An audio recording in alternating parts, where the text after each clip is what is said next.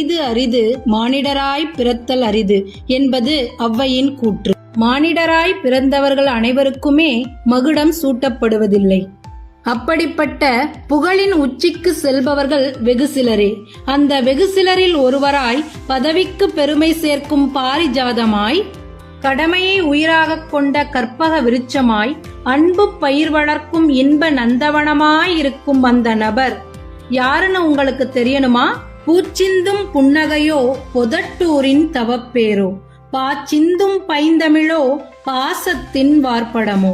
ராமன் எனும் பேர் படைத்தார், ராகவன் போல் சீர்படைத்தார், மாமருந்து போல் தமது மக்களுக்கு பயன் கொடுத்தார்.